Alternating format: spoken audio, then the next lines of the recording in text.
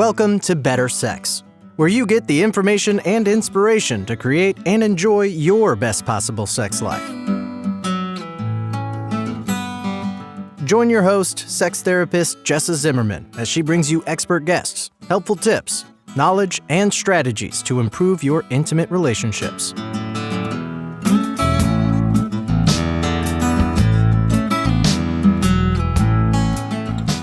And now, your host, Jessa Zimmerman.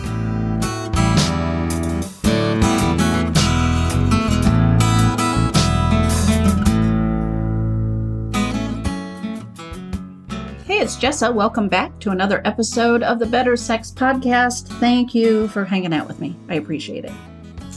I'm going to revisit a topic, it relates to things I think we've talked a lot about on the podcast. I'm interviewing today Katherine Rowland, who wrote a book called The Pleasure Gap.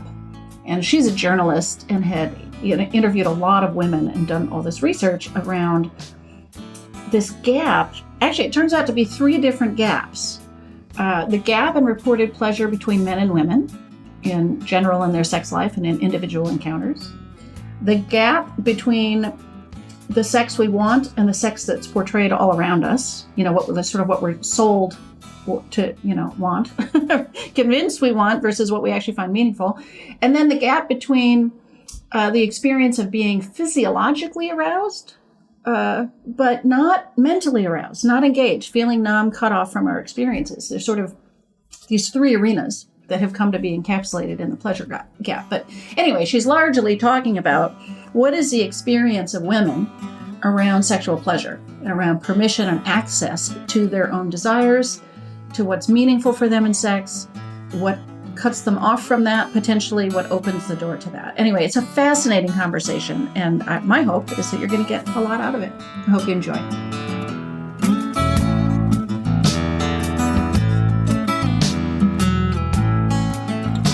And before we start the show today, it is sponsored by Intimacy with Ease. It's a method to help otherwise happy couples achieve a sex life that is easy and fun for both of them, so that you can actually just enjoy your sex life with zero stress. For more information, if you want to watch a brief little training video that's available, all of that, go to intimacywithease.com. So Katherine, thanks so much for being with me today. Thanks for having me with you. Yeah. Would you start by just sort of talking about the pleasure gap, the concept of this, and then how you came to write the book? I don't know which came first, if you discovered this concept through writing a book or whether it was the opposite. Yes, well, I came to both the concept and the book through my sort of long-standing interest in efforts to bring a female Viagra to market. And I will step back by saying that female Viagra is a major misnomer. All the drugs on the market currently, and there are two, are not Viagra-like in that they don't work to expand women's sexual ability, but rather sort of help to make women more sexually available. But I had been monitoring these activities for a long time as a journalist and as a public health researcher, and they were fascinating to me because they were essentially positing this idea that there was something amiss with women's desire fundamentally. Right. I was curious to understand, well, what is that? How do we understand desire that's too high or too low, normal or abnormal? Because this is this incredibly subjective, ephemeral realm. And systemic, right? It's not a thing. It's connected to all kinds of things. So right, it's connected to all things. So how do you sort of condense it or try to approach it as a trait as opposed to a state that is entirely contingent on our experiences, our circumstances, our passing moods, our different ways of being in the world? So I was sort of troubled by what I saw taking place in the medical arena and set out to talk to women about their own experiences of desire and pleasure. And that led me eventually to write this book. And the pleasure gap as a concept, I think of in broad strokes as a description of social inequality, as a measure of social inequality. But in more concrete terms, I think about it as three intersecting ideas. And one is the differences that we see showing up between male and female accounts of sexual experiences, that men, both anecdotally and in the research, repeatedly report being more satisfied with sexuality over the long term and in discrete encounters, that they achieve orgasm more readily, that they're happier with their sex lives overall, that they feel less distress, less pain, less anxiety, less suffering in general, whereas women report very commonly to experience low desire, absent pleasure, muted or sort of meh orgasms, sexual aversion, general disinterest, and to moreover to really beat themselves up for feeling that way. That Right, they right. somehow, even though this is a universal, not universal, but it is an endemic problem, they turn to themselves as the locus of the issue. Yeah, yeah. So I was interested in peering into those reported differences between male and female experience and understanding why that pleasure gap exists. And I was interested too in looking at the pleasure gap as it exists in terms of the different states that we experience within our own bodies, and more specifically, how our minds react to sexual stimuli versus how our genitals or our physiology Yeah, responds. And what yeah. you see showing up a lot of times is that women will offer accounts of feeling sexually numb or disinterested or totally disengaged. They'll report expressions like, my genitals feel dead, or I feel completely cut off and disassociated. And yet, when you go into the lab and sort of take a look at what's going on, there's absolutely no physiological problem. They Right. So are physiologically they're responding, but it's not hitting their brain, basically, right? Like right, it's it's, not yeah, hitting their brain. yeah. Exactly. So, what is interfering into that relationship? That was another aspect of the pleasure gap that was really fascinating to me. And then finally, and this goes back to what I mentioned about women sort of beating themselves up for a perceived problem, I was interested in the like really huge rift, I think, between the sex that we're sold on as that we should be having and Yeah, what we yeah. actually crave and delight in and really want, and why that distance feels to be so great and Hmm. maybe even greater as we're living in a culture that is incredibly libidinous and broadcasts sex to an unprecedented degree, and yet we're not enjoying all this sex that we're having. Yeah, yeah. Let's start with that one. How do you make sense of that? The fact that sex is everywhere, right? Omnipresent, and yet somehow there's this gap in what people are actually enjoying or their level of engagement with it. I think that's a huge question. Part of it, I think, is attributable to our new understanding of what kind of a liberated identity is. We are sort of taught to believe that we should want sex, that we should have this hip swaggering approach as we're strutting down the street, and to really crave intimacy and to delight in it. And yet, when it comes to actual interactions, we're not. And so, why is that? I think a huge part of that is that women are still not taught anything about pleasure or desire. And I've been thinking about this a lot, specifically with regard to the conversations around consent that we're currently having, Mm. and how it's really wonderful and it's overdue and it's absolutely necessary that we're finally talking about consent and consent education.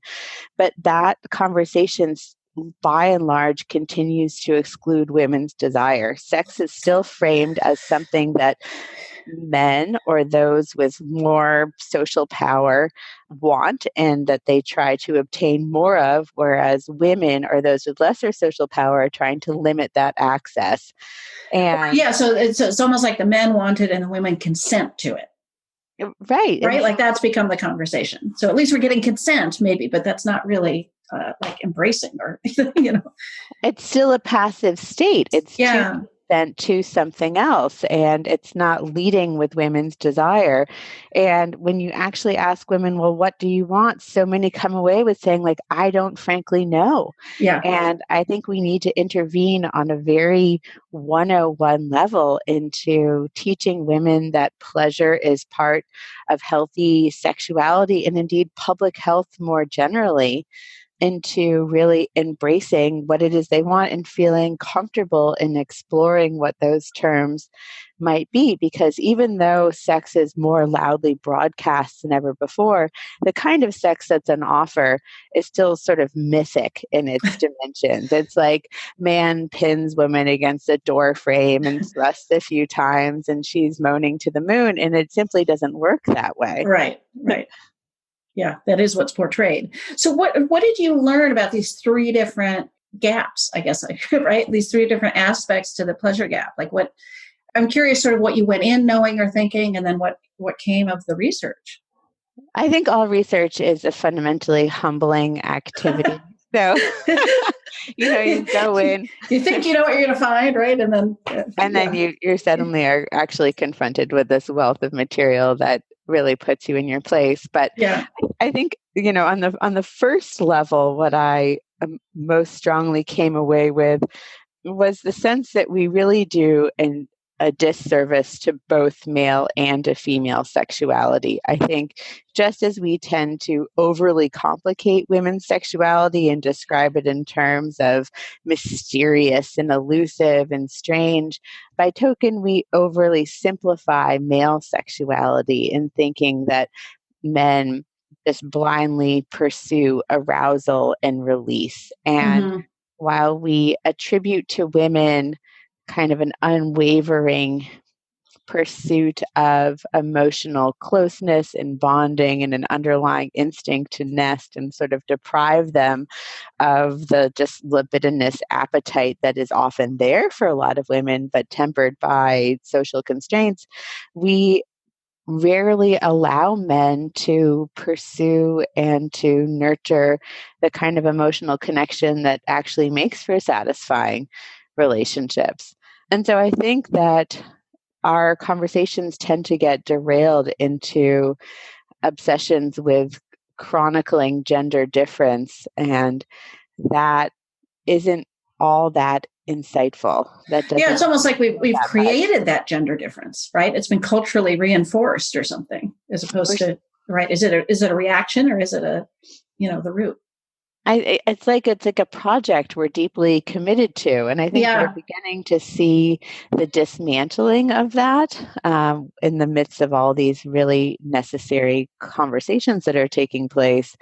But I found that maybe pursuing these terms of difference wasn't the most productive, because what actually makes for satisfying sex has little to do with biological sexual difference or gender difference. It's really about intimacy and freedom of expression and creativity and safety and feeling fully, and it's about empowerment, feeling fully able to really explore what it is that actually turns you on and what it is you want.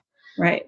And so if women historically have reported less satisfaction, less access to exactly what you just described, it's like men haven't, if I'm hearing you right, they've described more satisfaction because they've been limited to how they think about it. It's about arousal and release. So yeah, sure, I'm satisfied. It's almost like they haven't gotten a big enough view, right? They haven't been allowed that, or it's not reinforced anyway, culturally.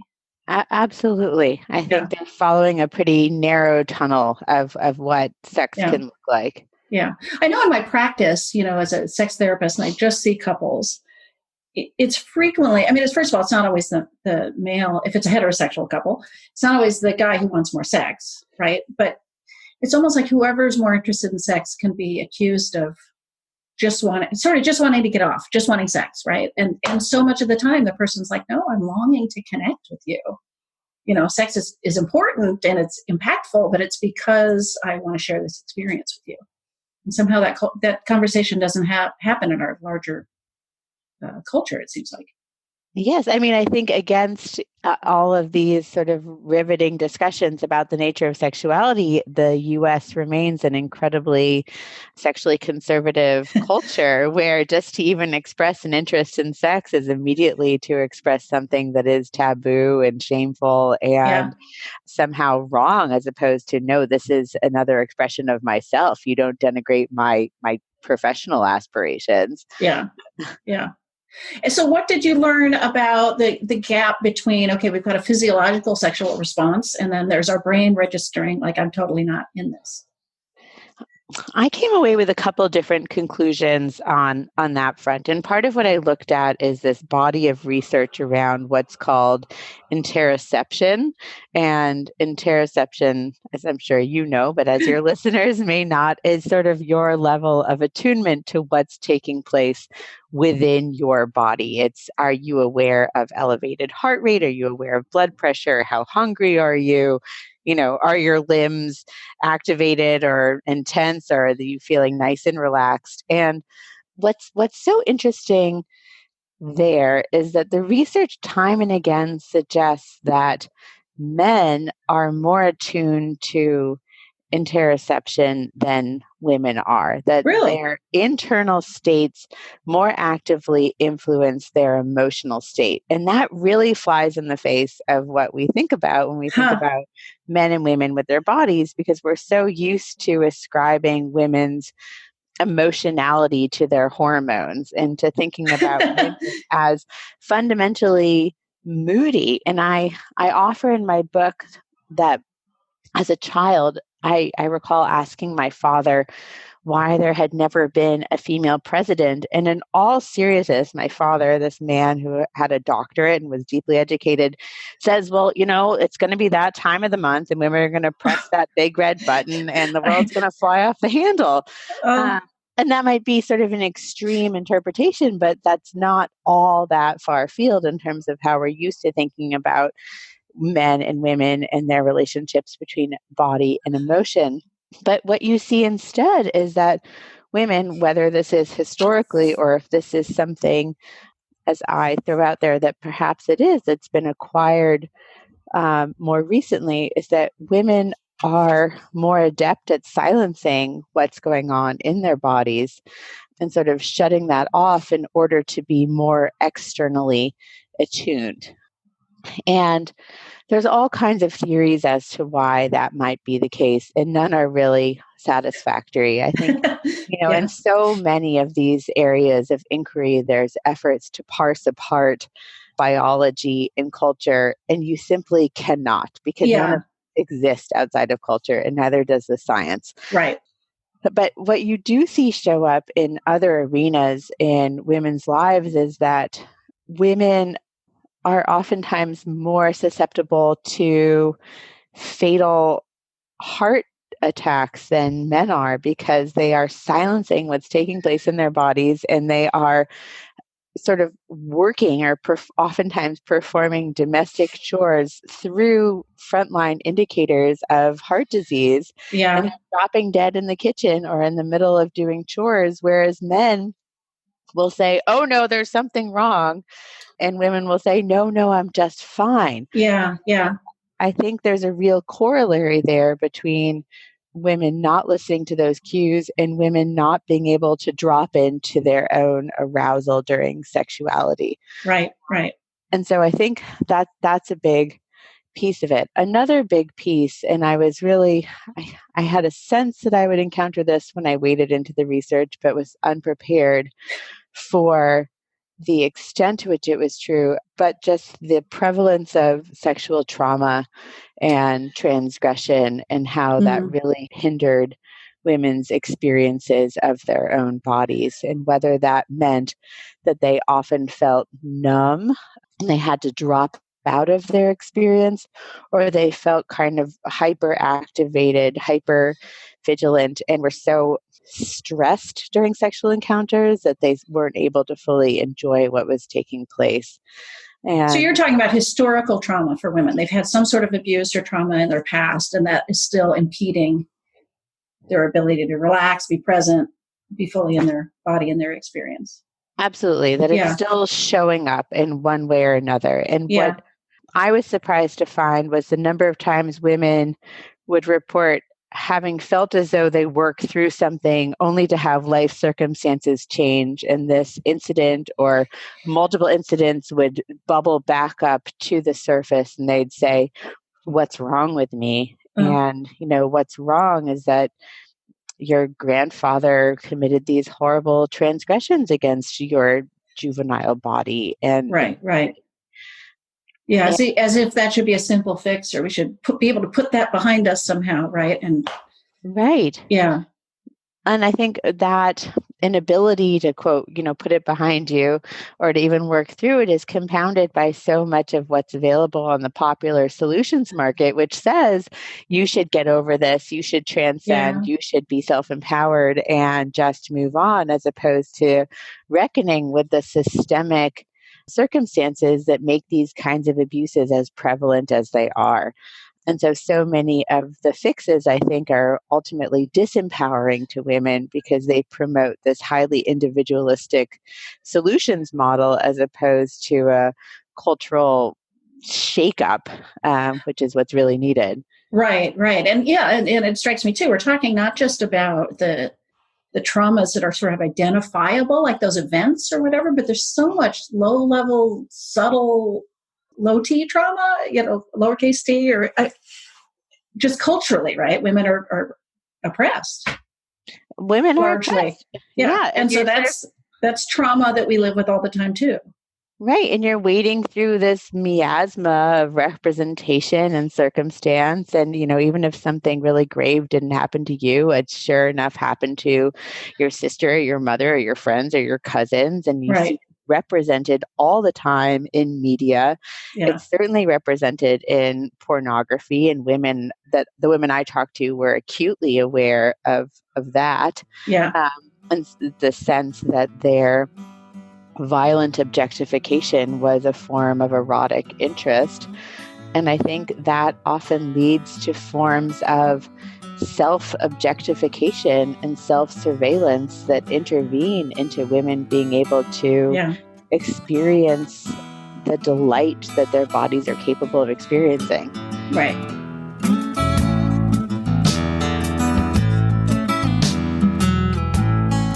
Okay, we're going to just take a short little break here, and I want to let you know about Intimacy with Ease, the method that helps otherwise happy couples create a sex life that is fun, easy, light for both people.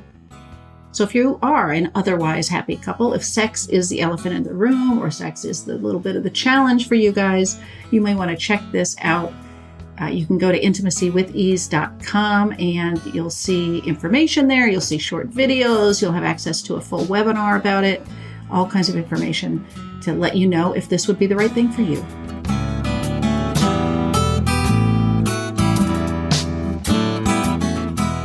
Another thing strikes me, I don't know if this came up in your conversations, but that gap between, okay, my genitals are aroused, but my brain is not, also seems like it could be more like, well, sex isn't just because it's physically arousing doesn't mean it's engaging, right? Like, I don't know if it's always a disconnect as much as why are we judging everything about whether I'm lubricating, as opposed to there's more to sex than whether that feels good on my genitals or something, like that would be another reason for that gap is for missing what's really important.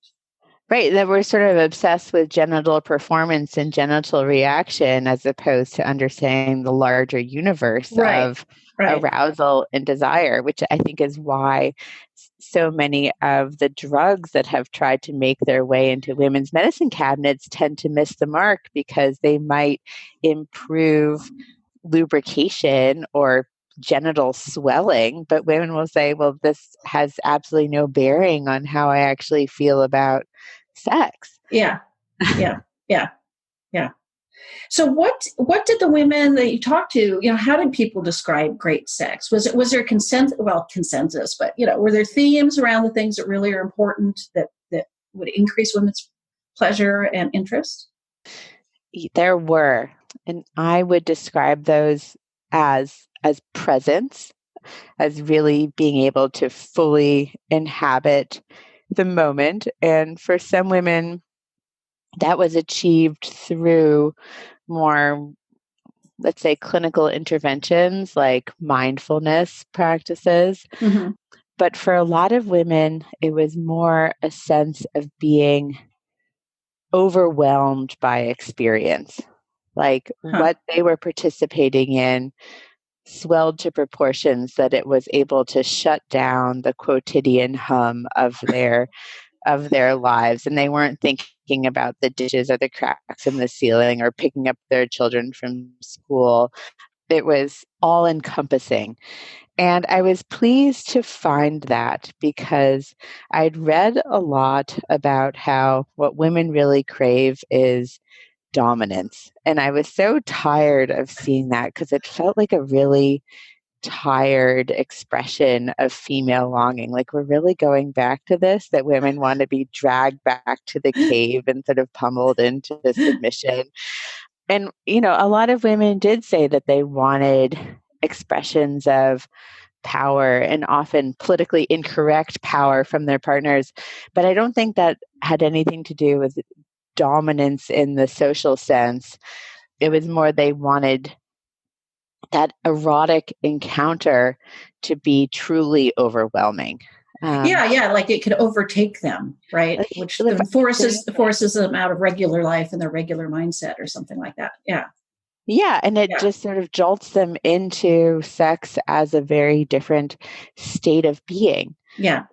So that was one big part of it. Another was around feeling safe, like they could feel safety in the full erotic expression of their full self, and that's for tethered to reasons that we just discussed. Mm-hmm. And then finally, I felt the overarching theme was liberating the imagination. It was closing in on that distance between fantasy and practice, and even liberating fantasy life. Was an issue that a lot of women express, sort of being able to reach further and further into the depths of their souls and often the darkness of their imagination to harvest these new ideas about what might feel good. And that was a real act of cracking open oftentimes what they thought they could and should be, because that sex that you really crave, and I'm sure you see this in your practice, but it frequently isn't having a sort of polite romp in the sheets with your Right. spouse of 35 years. Right. And so when women spoke about really magnificent or transcendent sex, it was a crossing of that distance oftentimes. But I will underscore, and this isn't my unique insight by any means, I drew pretty heavily from the work of Peggy Kleinplatz, the Mm-hmm. Canadian sexologist and therapist. But she's conducted a lot of studies into what makes for good sex. Yes. And part of why that research is so interesting is that it highlights the fact that there is such a dearth of research on what makes for good sex, because we tend to focus on sexual pathology and sexual risk instead of what is magnificent experience. Right. And Peggy's work, and this shows up in my own research, is that good sex has absolutely nothing to do with physical mechanics and interlocking body parts. And it's such I think collective sadness that what shows up in the media is, here are 6 positions to try for a steamy weekend, and, try doing it on the coffee table and on the side of the couch. And that just absolutely means nothing, because it's about the quality of the encounter. And it's about how do you liberate the imagination and open up the bounds of the embrace of your relationships to make this kind of transcendence possible. And the last thing I'll say on this subject is that I sort of found myself walking a little uneasily around the question of spirituality, but a lot of women who talked about really moving, magnificent, and memorable sex framed it in what I could only describe as spiritual terms, Mhm. about sex as being a great cracking open or a portal into the human interior or as a form of passage. One woman described great sex as homecoming, which I thought was just so gorgeous. But it was a sort of a restoration of the full potential of the self. Hmm. And I think it's important that great sex, when women spoke about it, it was nothing that they had achieved and then that was their forever plateau. Right, right. They still understood that great sex was highly contextual and that, like desire, it's a state that is reachable, but will Yeah, but still it's not like fit. you arrive there and stay, right? Like it's a Right. yeah, yeah. Well, and I'm really struck by when you say presence and safety and imagination as elements or themes of great sex. None of that references genitals, right? Like you're saying, Right. it's not about what you do with your body parts, right? It's really much more about the quality of the experience on those levels. Yes. But Yeah. so much of our education and our exposure is just genitally fixed. Right. And Right. so we're excluding these other realms of possibility. Right. Well, and that's why, I mean, to my mind, that's part of why we say the brain is the biggest sex organ, right? It's not it's just so crucial. Exactly. So is there anything based on all the research and all this thinking, obviously this is very interesting to you. Are there action steps or takeaways? Like, it sounds like the book was based on research and descriptive, kind of pursuits, but what maybe emerged as what should people do with this information? I try to take pains in saying that this book is not prescriptive. And even though I highlight a lot of different courses of self inquiry and a sort of erotic amplification that women explore, I'm not trying to recommend any. Okay. I wanted more to provide a narrative roadmap through what I saw as an exploding terrain. There's just so much information out there right now. Yeah. Um, and that has become all the more prolific in our internet age. And I think all the more, I would go so far as to use the word dangerous in the era of the internet, because you'll find peer-reviewed studies appearing alongside weekend retreats devoted to, squirting intensives. Right. Right. There's so many voices claiming to be expert out there right now. But if I were to offer, If I really twist your arm, right? yeah, if you want my personal and policy recommendations, I mean, on a very personal level, I would advise that women try to shut off that external noise as much as possible and to Yeah. gain as much intimate education about their own bodies and desires and proclivities as they can. Yeah. I know for a lot of women that really means starting from scratch. And Right. a large number of women that I spoke to, less so the younger women, but more, I would say, women my age in their 40s, they had never looked at their genitals. Hmm. And women often have a pretty comfortable relationship with their vibrator, which is great in that they know how to self pleasure, but they don't have a relationship with their own hands. And so just learning self intimacy and getting really comfortable with that Yeah. feels absolutely crucial. Right. So just that very basic, not even sexual education, but erotic education on a personal level. Yeah. Um, and I think with that in your pocket, you are often less susceptible to the wild claims and accusations that circulate in the media all around you. And you can sort of hush those unnecessary voices and feel those pressures less in your body. Because if you know what your orgasm looks and feels and sounds like, I think the pressure to have an orgasm that looks and sounds like that of a porn star certainly lessens. Yeah. Um, Yeah.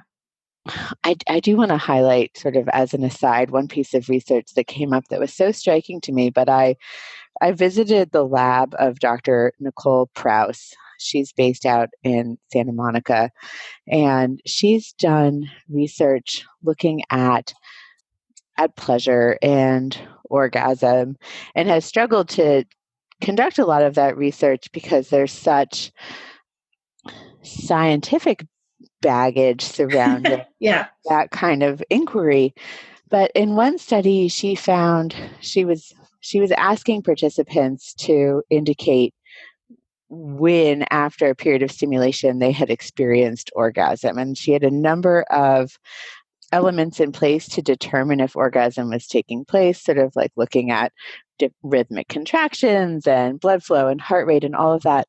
And she found that fully 50% of the female participants in this study were stating that they had had an orgasm when an orgasm hadn't actually taken place. Wow. And this is a small study, so it's not generalizable to the entire population, but she checked and double checked her data and said, this is just absolutely impossible. How could this be? But then ultimately her conclusion was, this is evidence of not that women are lying or misreporting, but that they just lack this basic education into what an orgasm is, because there's no way, in the absence of real discussion, there's no way for women to learn this crucial information. Right. I certainly have had numerous women in my practice when I ask if they've been, orgasmic, and it's like, I'm not sure. I don't know, and it's because I think they do have this idea of what it's supposed to look and sound like, first of all. So they may diminish or dismiss their own experience, right? Or then other people just haven't discovered it yet. Yes. But they don't know. Yeah. Right. Or women also describe to me, and maybe you've encountered this too, but sort of approaching that mounting sensation and then backing off of it because it felt like too much. Right. That happens too. So, yeah. And I think part of my takeaways in terms of, these are sort of always on my mind as action steps, but, letting go of this idea that we're broken, that something is wrong with us, that it should be working differently, and giving ourselves permission and freedom to explore what we actually enjoy, what we actually want, what actually matters to us, and then to advocate for that, right? To take up some space. So, right, to truly take up some space there. I think a number of women. There's some women that I kind of labeled in my mind as having traversed the pleasure gap. And for a lot of them, they describe themselves initially in really damning terms like frigid and just horrible and sexually cold and broken and damaged. And it took really hard, often daring work to say, what is it that I need? And for some, it was really active dismantling of the terms of relationships that they had thought that they required, like looking into what should the structure of long-term partnership be. Maybe monogamy doesn't actually work for me. And I know that this particular point in my book has rubbed some readers the wrong way because the text as kind of a apology for non-monogamy. And I really don't intend it to be that. It's rather that a number of women that I spoke to chafed under long-term monogamy. And again, it's about figuring out what actually works for you, for each person, right? It's there's not one thing that's best for everybody. Yes. And this was their genuine response to that, that considered inquiry. Yeah. Yeah. So would you just say a word about, the title of the book, where people can find it? Where could people find you? Just so they can reach out if they want to. Absolutely. So the book is The Pleasure Gap, American Women and the Unfinished Sexual Revolution. It's available now through Barnes & Noble, Amazon, IndieBound, in real life, wherever books are sold. And I can be found, more information about me, my background, and how to contact me through my personal website at katherinerowland.com. And that's ROWLAND. Great. I'll put those links in the show notes too, so people don't have to pull over and try to jot that down. So, okay, thank you. Thank you so much for being here. Thanks so much for having me. I really enjoyed it.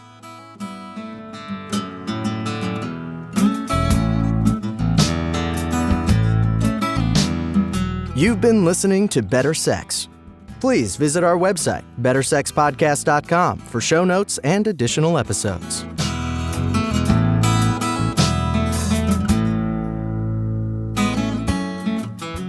And that's a wrap for today. I really hope you enjoyed the episode. If you are enjoying the podcast, if some of this material resonates with you and you would like to make a difference and make sure that this keeps coming out in the world once a week, ongoing, there are a couple things you could do to show your appreciation. The first would be to go to iTunes and rate and review the show. That really helps us be found by new listeners when you review the show on iTunes. You can find a link at bettersexpodcast.com/iTunes. The other thing I want to invite you to consider is becoming a Patreon. For a small monthly pledge, you get some benefits. So for $2 a month, you get advance access to every single episode. For $5 a month, you get a chapter of my upcoming new book. And for $10 a month, I host quarterly get-to-know-you and question-and-answer chats over the web, and you get invited to that. I would love to have your membership in that, become part of the Better Sex family. You can find a link at bettersexpodcast.com/Patreon, which is Patreon. Again, thanks for listening. I'm glad you're here. Feel free to comment, ask questions, get in touch. I'd love to hear from listeners. Thanks.